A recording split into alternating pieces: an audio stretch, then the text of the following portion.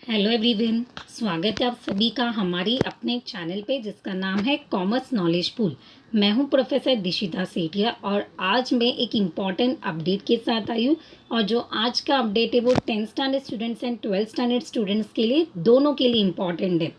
Basically जो आज का वीडियो है वो 10th स्टैंडर्ड स्टूडेंट्स के लिए काफ़ी इम्पॉर्टेंट है, बट जो 12th स्टैंडर्ड स्टूडेंट्स है वो भी ये वीडियो को देख सकते, समझ सकते, बिकॉज जो 10th स्टैंडर्ड स्टूडेंट्स का डिसीजन होगा वही 12th स्टैंडर्ड स्टूडेंट्स के लिए डिसीजन होगा। सो बेसिकली दोनों स्टैंडर्ड्स के स्टूडेंट्स को मैं रिक्वेस्ट करना चाहूँगी कि आप वीडियो को अंत तक देखें, जिससे आपको खुद को समझ में आएगा कि आपके किस तरह से आगे के काम हो सकते। एंड बिफोर दैट स्टूडेंट्स, अगर आप मेरे चैनल पे पहली बार आए हो तो मेरे चैनल को लाइक, शेयर, सब्सक्राइब करना ना भूलें। इवन नोटिफिकेशन बेल आइकन को ऑन रखिए, क्योंकि आप सभी के लिए मैं लगातार जो भी एग्ज़ाम अपडेट्स है एज वेल एज जो 12th स्टैंडर्ड स्टूडेंट्स के जो सॉल्यूशंस पेंडिंग है वो भी मैं अपलोड करने वाली हूँ। काफ़ी सॉल्यूशंस मैंने अपलोड कर दिए, there are some solutions which are left. Definitely मैं अपलोड करूँगी मेरे ही चैनल पे, तो आप बने रहिए चैनल पे। और जिस तरह से आपने अभी तक मुझे प्यार दिया है उसी तरह से आगे भी मुझे सपोर्ट करते रहिए। So now let's start with our actual update. So अगर हम बात करेंगे स्टूडेंट्स, यहाँ पे आप सभी को पता होगा कि CBSE board is going to declare result on 20 June 2021। इसके बारे में आपको इन्फॉर्मेशन तो मिला होगा, बट ये रिज़ल्ट जो बनाया जाएगा वो किस तरह से बनाया जाएगा, एज वेल एज जो बोर्ड की तरफ से यहाँ पे पीडीएफ है उसमें 17 to 18 पेज के बहुत सारे मतलब 18 पेजेस आते हैं जिसमें बहुत कुछ लिखा गया है। अगर आप वो रीड करोगे तो एकदम क्लियरली आपको समझ में नहीं आएगा। तो यहाँ पे आप सभी स्टूडेंट्स के लिए, specially for 10th standard students and even जो 12th स्टैंडर्ड स्टूडेंट्स, आपके लिए भी एप्लीकेबल हो सकता है अगर आपके बोर्ड एग्जाम्स कैंसिल होते हैं। सो यहाँ पे ये जो आज का अपडेट है वो काफ़ी इंपॉर्टेंट है स्टूडेंट्स। मैं आप सभी के लिए यहाँ पे सिंपल वे से मैं आपको एक्सप्लेन करने वाली हूँ। स्टेप बाय स्टेप हम देखेंगे कि आपके किस तरह से रिजल्ट बनाए जाएंगे, कब आपके जो स्कूल्स होंगे वो किस तरह से आपको मार्क्स देने वाले। Entire thing is going to be explain in detail in simple way. तो मैं रिक्वेस्ट करना चाहूँगी सभी से कि आप वीडियो को अंत तक देखें, जिससे आपको समझ में आएगा कि आपके रिजल्ट किस तरह से बनाए जाएंगे। सो सीबीएसई बोर्ड ने सर्टेन क्राइटेरियाज दिया है टू मेक अ रिजल्ट, तो वो क्राइटेरियाज को हमें बहुत अच्छी तरह से समझना होगा, तब जाके आपको पता चलेगा कि in future that is on 20 जून जब आपके हाथ में रिजल्ट आएगा तो आपको पता होगा कि हमें जो मार्क्स मिला है वो किस तरह से मिला, हमें जो परसेंटेज मिला है वो कौन से क्राइटेरिया पे मिला। सो now let's start. Policy for tabulation of marks or class 10th board exam 2021 based on internal assessment conducted by school। Students, अभी अगर हम देखेंगे तो सीबीएसई ने 10 के बोर्ड एग्ज़ाम्स कैंसिल की, इवन महाराष्ट्र स्टेट बोर्ड ने भी बोर्ड के एग्ज़ाम कैंसिल की। सीबीएसई ने ऑलरेडी बता दिया था कि इंटरनल असेसमेंट या एंट्रेंस टेस्ट, बट बाद में फाइनलाइज हो गया कि internal assessment will be the option. अभी महाराष्ट्र स्टेट बोर्ड है, उसने अभी तक कुछ फिक्स नहीं किया कि आपके किस तरह से क्राइटेरिया फिक्स होंगे, बट अगर सीबीएसई बोर्ड ने यहाँ पे इंटरनल असेसमेंट का क्राइटेरिया बता दिया है तो definitely Maharashtra state board students के लिए भी वही फॉलो होगा। तो यहाँ पे अगर हम देखेंगे तो फर्स्ट थिंग हमें ये समझना होगा कि जो आपके एग्ज़ाम्स थे सीबीएसई बोर्ड के, वो एग्ज़ाम्स कंडक्ट होने वाले थे 4 मई से 7 जून तक, but because of this pandemic situation and because of this corona and all आपके एग्ज़ाम्स कंडक्ट नहीं हुए एंड आपके 10 बोर्ड के एग्ज़ाम जो सीबीएसई है वो कैंसिल हो चुके, even Maharashtra state board. And the next option arise कि अगर हमारे एग्ज़ाम्स नहीं हुए तो हमारे लिए इंटरनल असेसमेंट होगा या असाइनमेंट वर्क होगा। बट यहाँ पे और एक कंडीशन बोर्ड की तरफ से आया है, that is any candidate who is not satisfied with marks allocated will be given an opportunity to appear in an exam as and when the conditions are conducive to hold the exam. अभी देखो, यहाँ पे सम student ऐसे हो सकते कि जो criteria यहाँ पे बोर्ड ने दिया है या जब आपको आगे जाके रिजल्ट मिलेगा वो रिजल्ट से या वो मार्क्स से अगर वो स्टूडेंट सेटिस्फाई नहीं है तो यहाँ पे बोर्ड ने और एक आपको इंस्ट्रक्शन दिया है कि अगर ऐसा कोई स्टूडेंट है या ऐसे कुछ स्टूडेंट्स है अगर वो सेटिस्फाई नहीं है खुद के रिजल्ट से, तो उनके लिए भी एग्ज़ाम कंडक्ट किया जाएगा, फिजिकली एग्ज़ाम कंडक्ट किया जाएगा जिस तरह से पहले होता था। बट कब होगा? जब यहाँ पे सिचुएशन कंट्रोल में आ जाएगा। तो for that type of student जो हुआ not satisfied with their own result, उनके लिए भी एग्ज़ाम्स कंडक्ट किया जाएगा। ये अपॉर्चुनिटी और ये ऑप्शन भी ओपन रखा है बोर्ड ने, ठीक है। नेक्स्ट वन, अभी अगर हम देखेंगे कि आपको विदाउट एग्ज़ाम अगर हमें रिजल्ट्स बनाने, राइट, अगर विदाउट एग्ज़ाम बोर्ड को रिजल्ट्स बनाने तो डेफिनेटली चैलेंजेस तो आने वाले। तो उसके लिए यहाँ पे first and important thing, result should be uniform, very important. जो भी स्टूडेंट्स के रिजल्ट बनाए जाएंगे वो एक क्राइटेरिया बेसिस पे होने चाहिए। अगर यहाँ पे हम क्राइटेरिया पहले से सेट कर देंगे तो डेफिनेटली रिजल्ट यूनिफॉर्म बनेगी। Equality should be there for each and every student while making a result, same conditions applicable होने चाहिए। तो ये चैलेंज है, बट वो क्राइटेरिया कौन से होंगे वो हम आगे डिस्कस करेंगे। सेकेंड, अगर हम नेक्स्ट देखेंगे तो ऑब्जेक्टिव्स ऑफ द पॉलिसी, जिसमें हम फर्स्ट देख सकते हैं reliability, your result should be reliable, it should be fair, it should be flexible and it should have a validity. मतलब जो जून 20 को सीबीएसई बोर्ड के स्टूडेंट्स को रिजल्ट मिलेगा तो वो पहले तो क्या होना चाहिए? रिलायबल होना चाहिए, it should be true and fair, it should be flexible as well as it should have a validity.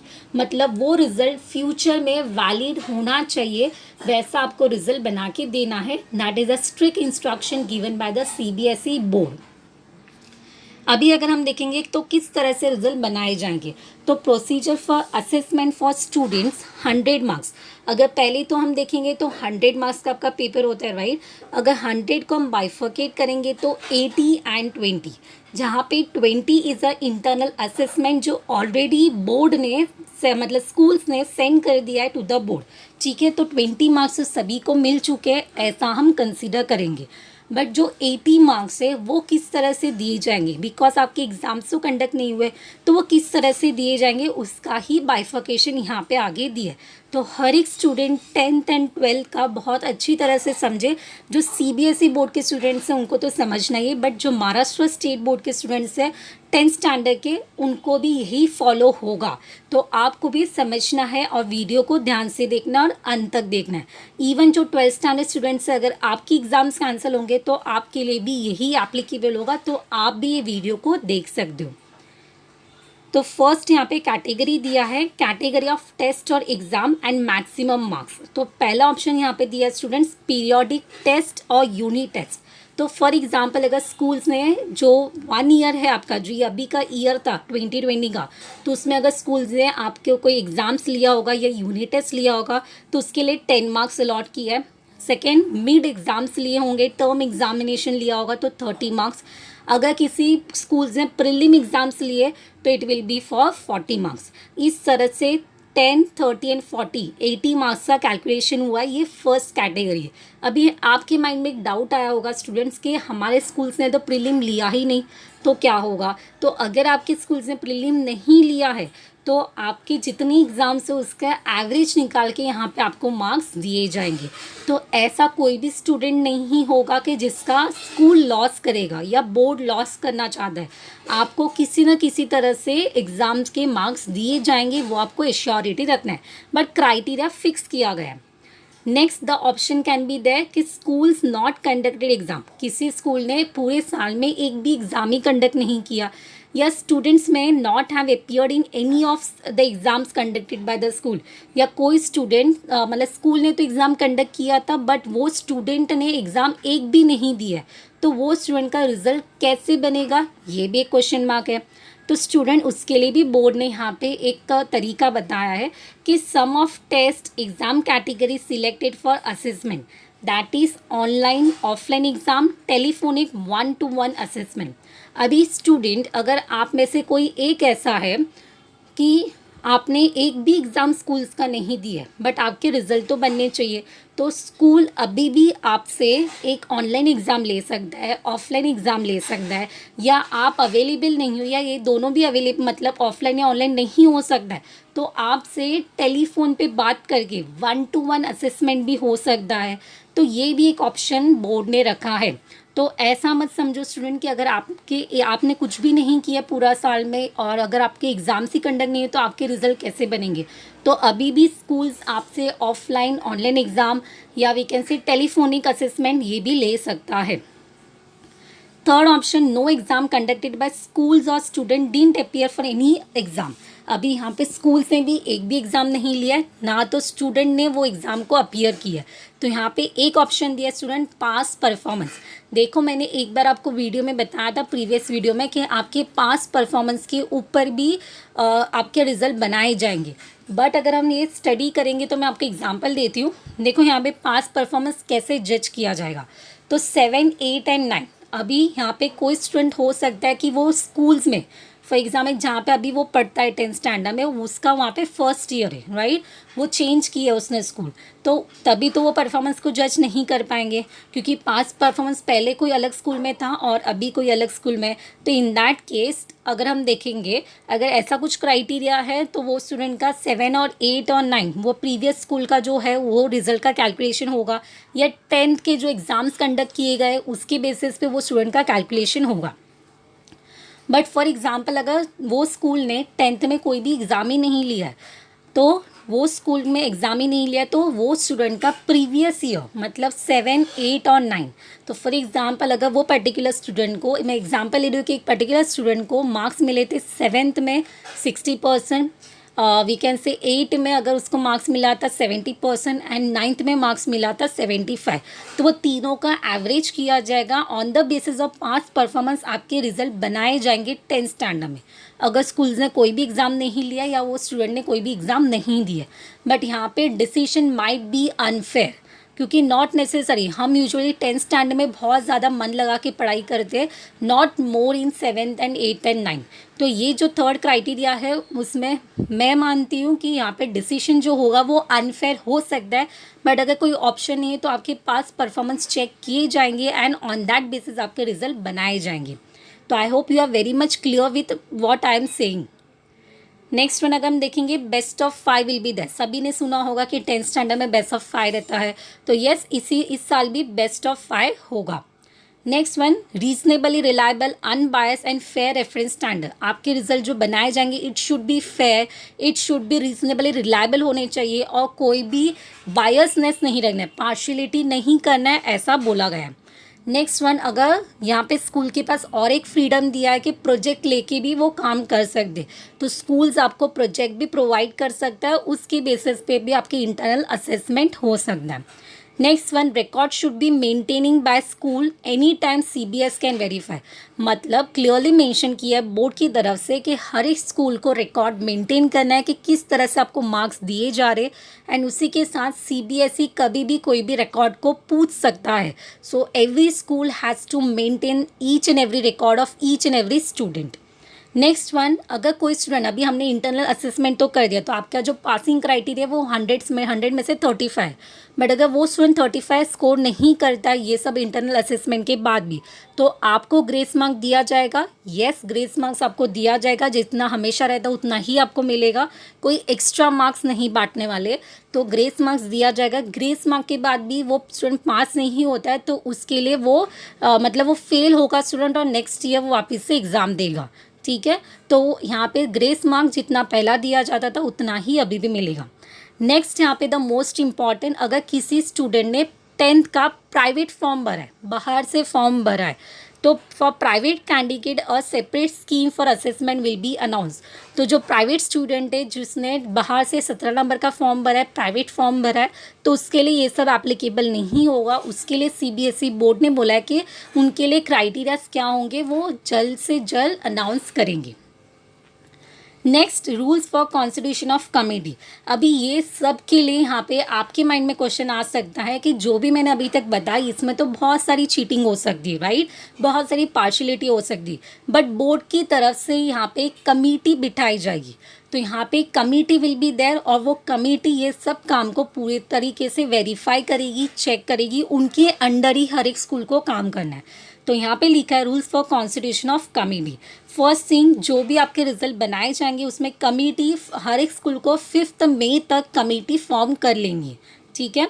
तो principal, external teachers, internal teachers, every details need to be submitted to the board.